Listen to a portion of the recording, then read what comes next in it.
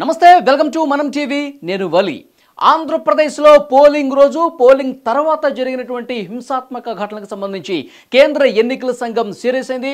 ముఖ్యంగా కేంద్ర ఎన్నికల సంఘం వెంటనే కొన్ని చర్యలు కూడా చేపట్టిన పరిస్థితుంది. ముఖ్యంగా 13 మంది అధికారులతో సిట్ని ఏర్పాటు చేసింది.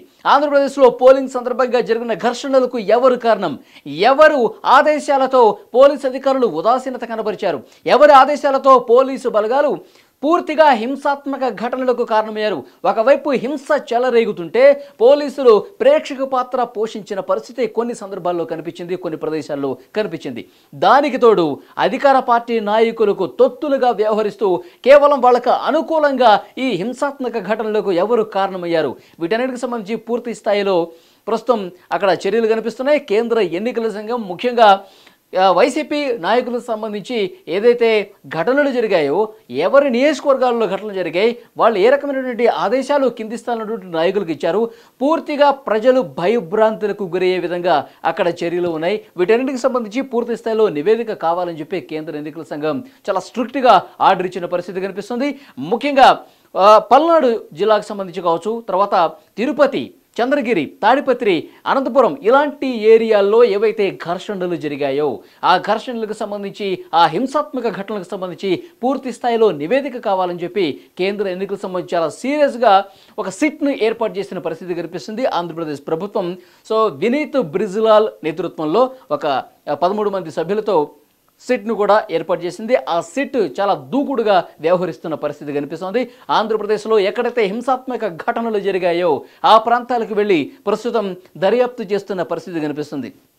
ముందుగా తిరుపతి వెళ్ళారు. తిరుపతిలో అక్కడ పూర్తి స్థాయిలో ఏదైతే పద్మావతి యూనివర్సిటీ దగ్గర ఘటన జరిగిందో అక్కడ స్ట్రాంగ్ రూమ్లు భద్రపరిచిన ప్రాంతానికి వెళ్ళి అక్కడ నుండి తెలుగుదేశం పార్టీ అభ్యర్థి పులివర్తి నాని పూర్తి స్థాయిలో అక్కడ భద్రత ఉందా లేదా, స్ట్రాంగ్ రూమ్లో ఈవీఎంలు భద్రంగా ఉన్నాయా లేదా చెక్ చేయడానికి వెళ్ళి తిరిగి వస్తుండగా వైఎస్ఆర్ కాంగ్రెస్ పార్టీకి సంబంధించిన కొంతమంది నాయకులు, కార్యకర్తలు 150 మంది వరకు మీద పడి దాడి చేసిన పరిస్థితి కనిపిస్తుంది. పులివర్తి నాని మీద హత్యాయత్నం చేసిన పరిస్థితి కనిపిస్తుంది. అక్కడ తీవ్ర ఉద్రిక్తతలకు, ఒక హింసకు కారణమైన పరిస్థితి ఉంది. కాబట్టి ముఖ్యంగా ఎవరైతే దాడులు చేశారో, ఎవరి ఆదేశాలతో చేశారో పూర్తి స్థాయిలో అక్కడ సమాచారం సేకరించేందుకు సిట్ యూనివర్సిటీ దగ్గరికి వెళ్ళింది. ప్రస్తుతం అక్కడ జరిగినటువంటి పరిస్థితిని అధ్యయనం చేస్తోంది. సో ఆ రోజు ఏం జరిగింది, ఎటువైపు నుంచి దుండగులు వచ్చారు, ఎటువైపు నుంచి కార్లలో పెద్ద పెద్ద రాడ్లు వేసుకుని వచ్చారు, ఎటువైపు నుంచి వచ్చారు, ముందు అసలు దాడి జరిగిన ప్రదేశం ఏంటి, ఏ వైపు నుంచి అక్కడ దాడి చేశారు, ఆ సమయంలో పులివర్తి నాని ఎటువైపు నుంచి వస్తుంటే తప్పించుకొని ఎటువైపు నుంచి వెళ్ళారు, పూర్తిగా సీన్ రీకన్స్ట్రక్షన్ చేస్తున్నట్టుగా తెలుస్తోంది. సిట్ అధికారులు చాలా సీరియస్గా యాక్షన్ ప్లాన్ మొదలుపెట్టారు. ముఖ్యంగా మనకు అందుతున్నటువంటి సమాచారం ప్రకారం కొంతమంది వైసీపీ నాయకులను కూడా అరెస్ట్ చేయబోతోంది సిట్ అని మనకి సమాచారం వస్తుంది. ఇటు పద్మావతి యూనివర్సిటీ దగ్గర ఇలాంటి ఘటన ఉంటే, మరోవైపు తాడిపత్రిలో మరింత ఉద్రిక్తతలు రాజేసేలా అక్కడ పరిస్థితి కనిపించింది. ముఖ్యంగా కేతిరెడ్డి పెద్దారెడ్డి ఎవరైతే ఉన్నారో, సో అతని ఆదేశాలతో పూర్తిగా ఒక రణరంగాన్ని తలపించే పరిస్థితి కనిపిస్తుంది. సో పోలీసులే నేరుగా పెద్దిరెడ్డి నివాసం లోపలికి వెళ్ళి అక్కడి సీసీ కెమెరాలు పగలగొట్టారంటే ఆధారాలు ధ్వంసం చేయాలి. ఎందుకంటే మనం ఏదైతే ఆదేశాలు ఇచ్చామో, మనం ఏదైతే అక్కడ హింసకు కారణమయ్యామో వాటికి సంబంధించి ప్రూఫ్స్ అన్నీ కూడా లేకుండా చేయాలంటే సీసీ కెమెరాలు ధ్వంసం చేస్తేనే అది సాధ్యమవుతుందని చెప్పి పెద్దారెడ్డి ఆదేశాలు ఇచ్చినట్టుగా, దానికి తగ్గట్టుగానే పోలీసులు అక్కడ వ్యవహరించినట్టుగా సమాచారం వస్తున్న నేపథ్యంలో దీని మీద కూడా కేంద్ర ఎన్నికల సంఘం చాలా సీరియస్గా ఉన్నట్టుగా తెలుస్తుంది. అక్కడ కూడా అంటే అక్కడ పోలీసులు సహకరించిన విధానానికి సంబంధించి కొంతమంది పోలీసులు కూడా సస్పెండ్ చేయబోతున్నారు. వాళ్ళ మీద కూడా చర్యలు తీసుకునే అవకాశం ఉన్నట్టుగా కనిపిస్తోంది. దాంతోపాటు నాయకుల ఆదేశాలు ఏవైతే ఉన్నాయో వాళ్ళని కూడా అరెస్ట్ చేసే అవకాశం ఉన్నట్టుగా సమాచారం వస్తుంది. ఇటు పల్నాడులో ఎలాంటి ఉద్రిక్త పరిస్థితులు నెలకొన్నాయో మనం చూసాం. ముఖ్యంగా పల్నాడు విషయానికి వస్తే మాచర్ల, నర్సరావుపేట, మాచర్లలో పూర్తిగా పిన్నెల్లి సోదరులు పూర్తి స్థాయిలో అక్కడ ఉద్రిక్తులకు కారణమయ్యారు. అంటే పోలింగ్ రోజు కూడా భయభ్రాంతులకు గురి చేసే విధంగా ముఖ్యంగా కొన్ని గ్రామాల్లో అయితే సో తెలుగుదేశం పార్టీ మద్దతుదారులు, అనుచరులు ఎవరైతే ఉన్నారో వాళ్ళు రోడ్డు మీద అడుగు బయట పెట్టలేని విధంగా అంత భయకంపితులు చేశారు. కొంతమంది వైసీపీ నాయకుల అనుచరుల ఇళ్లల్లో అక్కడ నాటు బాంబులు కూడా దొరికాయంటే ఎంత ఉద్రిక్తతకు వారు కారణమయ్యారు.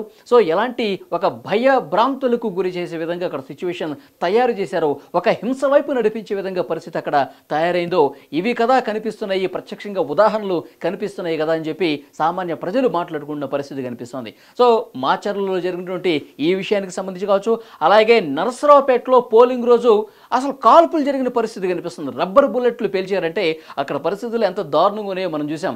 ముఖ్యంగా కొంతమంది తెలుగుదేశం పార్టీ నాయకుల్ని పూర్తిగా కింద పడేసి కొట్టినటువంటి దృశ్యాలు మనం చూసాం. కాల్తో తన్నుతున్నటువంటి దృశ్యాలు మనం చూసాం. 2 గ్రూపులుగా విడిపోయి రాళ్లు విసురుకున్న దృశ్యాలు మనం చూసాం.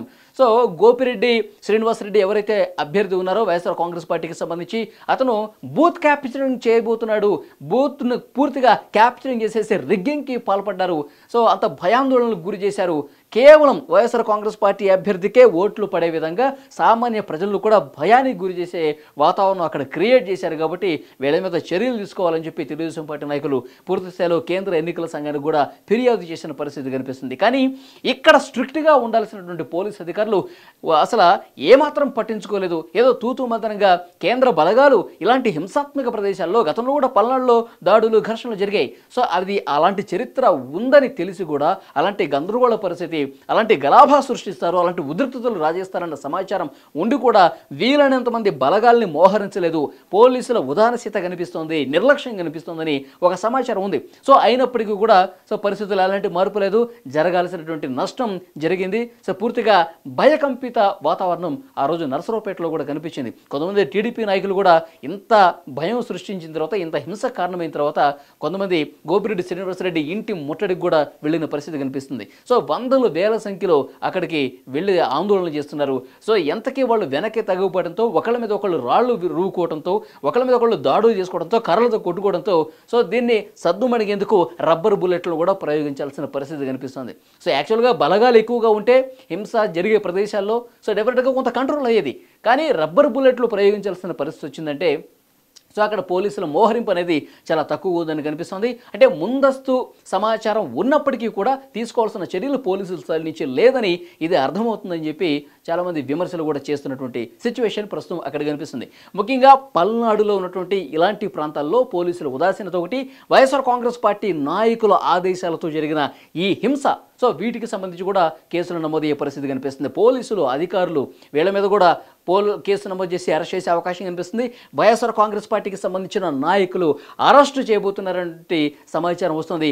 అందుకనే వాళ్ళు పూర్తిగా రాష్ట్రంలో అందుబాటులో లేకుండా సో పూర్తిగా ఒక అజ్ఞాతంలోకి వెళ్ళిపోయిన సమాచారం కూడా మనం చూసాం. సో డెఫినెట్గా మనకి ఈ సిట్టు దూకుడు చూస్తుంటే కనుక వెంటనే వైఎస్ఆర్ కాంగ్రెస్ పార్టీ నాయకుల అరెస్టులు తప్పవు అని చెప్పి మనకి సమాచారం వస్తుంది. సో చెవిరెడ్డి వర్గీయులు ఎవరైతే ఇన్వాల్వ్మెంట్ ఉన్నారో పద్మావతి యూనివర్సిటీ దగ్గర సో వాళ్ళు అరెస్ట్ చేసే అవకాశం ఉన్నట్టుగా కనిపిస్తోంది. కేసులు కూడా నమోదయ్యే పరిస్థితి కనిపిస్తుంది.